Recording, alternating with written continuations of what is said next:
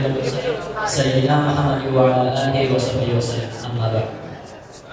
Yang pertama-tama, mari kita panjatkan puja dan puji syukur kita kepada Allah Subhanahu wa taala yang telah melimpahkan rahmat dan berkatnya sehingga kita bisa berkumpul dalam acara Gemar Ramadan 1440 Hijriah.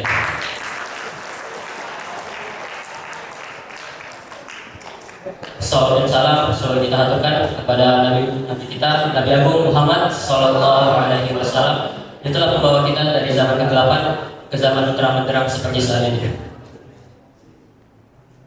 Yang terhormat Bapak Kepala Madrasah Bapak Haji Yogi Ismail Saki PDI. Yang terhormat Bapak Kepala Tata Usaha Madin Sajid Yogi Bapak Yang Safari SIN. Yang terhormat Wakil Kepala Madrasah Bidang Kasramaan Ustazah Habibah Sakit. Yang terhormat Bapak Ibu Guru yang menyempatkan hadir pada saat ini dan teman-teman yang berbahagia. Baiklah, izinkan saya selaku MC pada hari ini untuk membuka acara. Marilah kita membuka acara dan mengucapkan lafal basmalah. Bismillahirrahmanirrahim. Selanjutnya yang ditunggu yaitu penyampaian tausiah oleh Ustazah Septi. Sebelum itu izinkan saya membacakan biodata singkat mengenai beliau. Beliau bernama Ustazah Septi Irianti SPD, tempat tanggal lahir Muara ini 9 September 1990. Pendidikannya jurusan Pendidikan Konseling Universitas Sriwijaya dan sekarang melanjutkan karir menjadi guru BK di Kristen Seni Jawa Timur. Moto hidupnya yaitu jangan ragu, harus yakin. Baiklah, kepada Ustazah Septi, waktu dan tempat kami persilakan. Yang terhormat Bapak Kepala Madrasah Madin Sajid Yogi. Yang kami hormati Bapak Ibu Wakil Kepala Madrasah Madin Sajid Yogi, serta yang terhormat Bapak Ibu PDK yang sempat hadir pada sore hari ini. Dan tak lupa peserta ini kelas 10, kelas 11 ya yang telah hadir di sini ya. Marilah kita panjatkan puji dan syukur kehadirat Allah Subhanahu wa taala karena rahmat dan karunia-Nya lah ya kita bisa dapat berkumpul kembali di Masjid Darul Najah ini ya dengan keadaan sehat.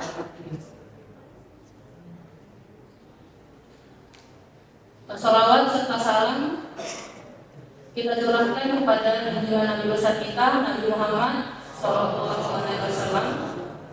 Semoga kita mendapatkan syafaatnya di akhirat kelak. Amin. Amin.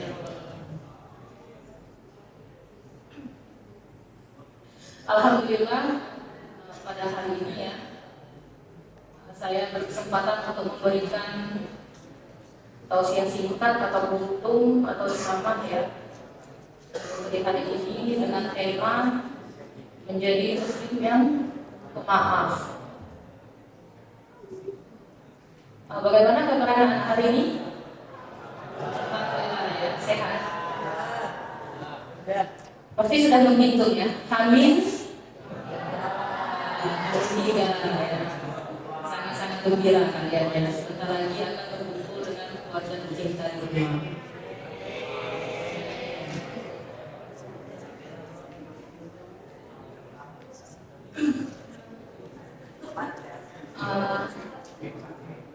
Ya sebagaimana kalau kita sebagai manusia ya tak lepas dari banyak kesalahan dan ketidaksempurnaan ya. Maka dari itu kita diciptakan ya oleh Allah Subhanahu wa taala berupa sifat ya. Sifat yang bisa memperbaiki kesalahan-kesalahan kita tersebut. Nah, sifat ini sangat dianjurkan untuk kita miliki ya, yaitu sifat pemaaf.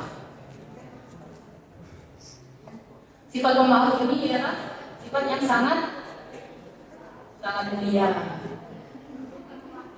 sangat mulia ya. Karena manusia itu jarang ya, atau susah kayak untuk memberi maaf ya, apalagi kalau kita sudah tersakiti, terzalimi ya. Biasanya membekas di hati walaupun orang tersebut sudah meminta maaf kepada kita.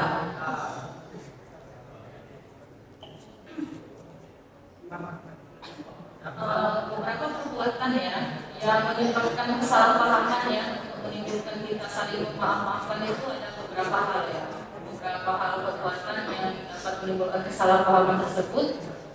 Biasanya itu tidak terjaganya lisan kita ya. Sering ya kita mengatakan hal-hal yang tidak baik ya, kata-kata kasar, kata-kata jorok gitu ya. Sering kan? Sering mendengarnya ya. Apalagi kalimat anjing, sering sekali ada kalimat saya.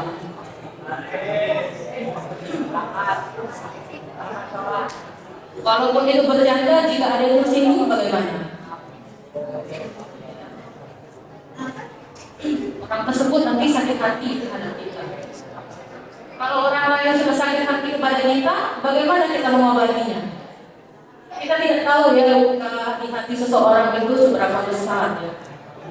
Kalau luka kita saat terjatuh terlihat kan lukanya, bisa diobati, bisa dijahit. Kalau hati kita gimana? Kalau hati orang lain gimana?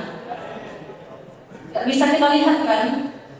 Walaupun misalnya kita sudah meminta maaf, mungkin masih ya berbekas di hati. Jadi berhentilah ya sering-sering bercanda yang tidak penting. Lebih baik kita diam ya. Diam itu emas. Kalau kita tidak bisa berkata yang baik-baik, kita lebih baik diam. Jangan ditunda-tunda lagi. Jangan meminta maaf juga lewat sosial media ya, lewat WA, lewat status misalnya ya. Maafkan aku temanku yang telah menyakiti hatimu. Kalau kita meminta maaf langsung kepada orang yang telah kita sakiti ya, kita terlihat sangat sungguh-sungguh ya. Jadi dengan cara seperti itu kita bisa memulihkan ya hati orang lain tersebut untuk memaafkan kita. Kemudian perbuatan yang menimbulkan kesalahpahaman itu ialah sebuah perilaku yang tidak baik ya. Apalagi misalnya perilaku yang tidak baik ini udah bangun terlambat tapi memakai kamar mandinya lama ya. Siapa nih? Mandinya lama kayak princess, perlu dulu ya, menyikat kaki dulu lama ya, padahal bangunnya udah telat ya. Jadi itu bisa ya menimbulkan ya tersinggungnya teman ya, sakit hatinya teman ya dengan perbuatan kita tersebut. Kemudian perbuatan yang menimbulkan kesalahpahaman itu ya tidak adanya empati atau kepedulian ya. Tidak adanya empati itu misalnya kalian dikunjungi oleh orang tua. Ada teman sekamar kita yang tidak pernah dikunjungi oleh orang tuanya tersebut ya. Ada ya. Jadi kalau ada orang tua kalian yang berkunjung banyak makanan, tolong ajar ya sekamar yang tidak pernah dikunjungi. Kasihan ya. Namanya kita keluarga di sini ya.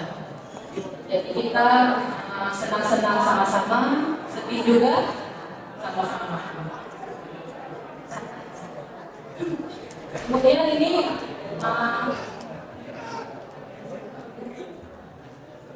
agar ya kita gratis nih untuk bisa kita menjadi muslim yang pemaaf. Ada beberapa sikap yang bisa menimbulkan kita menjadi seorang yang pemaaf ya kan. Pertama itu kita yakini ya bahwa jika ada masalah atau perbuatan zalim terhadap diri kita anggap itu memang takdir Allah ya.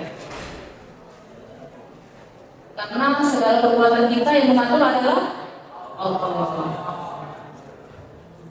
Jadi kita terima apa adanya, bersabar. Mungkin jadi orang yang zalim kepada kita Itu ujian dari Allah ya, takdir Allah tadi. Ujian kita seberapa sabar ya kita menghadapi ujian tersebut. Seberapa besar iman kita ya. Seberapa besar hati kita untuk menjadi seorang pemaaf. Kemudian tips untuk kita menjadi pemaaf itu, ingat ya, dosa. Kita manusia ya, tak lepas dari kesalahan. Tak ada manusia yang tak bersalah, tak berdosa. Jadi ingatlah dosa-dosa kita. Bisa jadi kita dizalimi oleh orang lain karena sebab akibat dulu pernah kita menzalimi orang lain ya. Jadi perbuatan yang dulu karmanya sekarang kita dapat. Jadi kalau ingat dosa kita ya, semoga kita menjadi seorang yang pemaaf. Nah, kemudian untuk menjadi seorang pemaaf itu ya, kita yakini ya bahwa menjadi seorang pemaaf itu akan mendapatkan pahala yang besar. Ya. Hadiahnya apa? Hadiahnya surga. Tidak mungkin permen ya. Hadiahnya pasti surga. Insya Allah. Kalau kita yakini ya.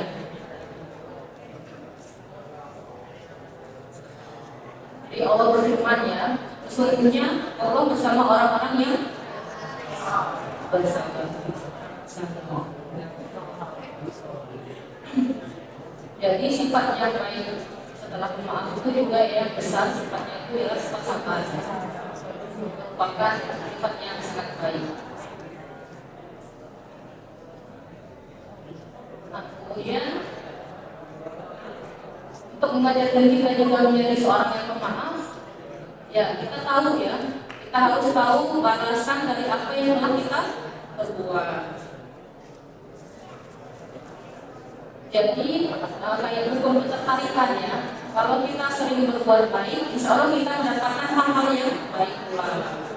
Sedangkan kita kalau melakukan keburukan, hasilnya akan mendapatkan keburukan juga. Jadi yang rugi siapa? Diri kita sendiri.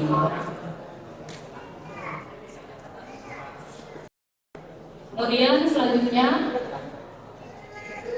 yang membuat kita menjadi pemaaf itu ya mengikuti sunnah ya Rasul ya, sunnah Nabi Muhammad SAW.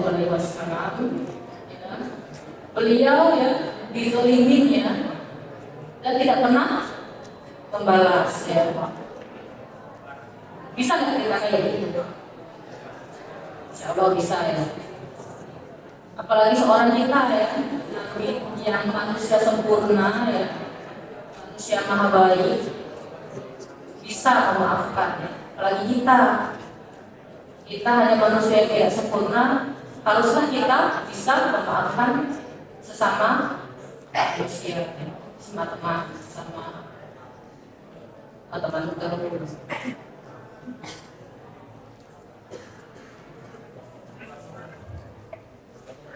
Kemudian juga menjadi seorang pemaaf itu memiliki jiwa yang sangat besar ya, karena bisa menahan ego ya, menahan amarah, menahan hawa nafsu ya. Jadi kalau ada yang menzalimi kita, ya kita harus introspeksi dulu ya. Bisa jadi atas kelakuan kita ya dia bertindak seperti itu. Jadi jangan semerta-merta menyalahkan orang lain. Kita bisa menjadi muslim yang pemaaf itu ya kan? Ya kita harus ikhlas ya memaafkan orang tersebut yang telah meminta maaf kepada kita. Apalagi kita bagusnya telah memaafkan mereka sebelum mereka meminta maaf. Jangan sampai kita membalas perbuatan mereka ya.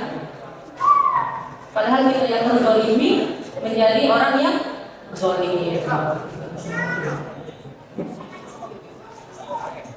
Padahal menjadi orang yang terzalim itu, kalau kita berdoa, doanya akan ijabah ya. Jadi sangat mudah ya kalau kita saling memaafkan, apalagi di bulan Ramadan seperti ini ya. Puncaknya kita di bulan Ramadan ini apa?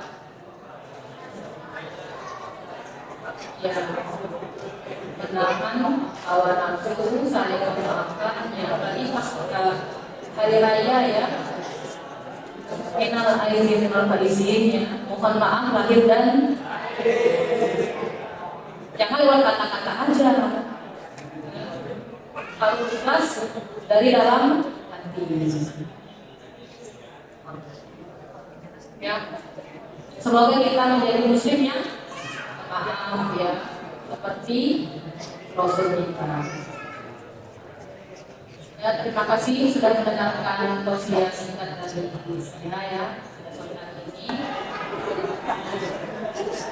Ya, saya akhiri ya. Wassalamualaikum warahmatullahi wabarakatuh. Baiklah, waktunya kita masuk di sesi pertanyaan. Untuk pertanyaan pertama akan dijawab oleh siswa yang terlebih dahulu. Bagi yang ingin menjawab, silakan berdiri. Untuk pertanyaan pertama itu, apa hal yang bisa kita lakukan untuk menjaga lisan kita?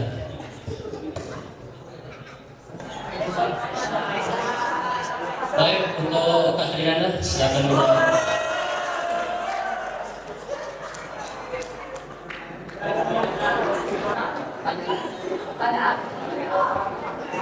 Pertanyaannya yaitu, apa hal yang bisa kita lakukan untuk menjaga lisan kita? Jawabannya sabar dulu.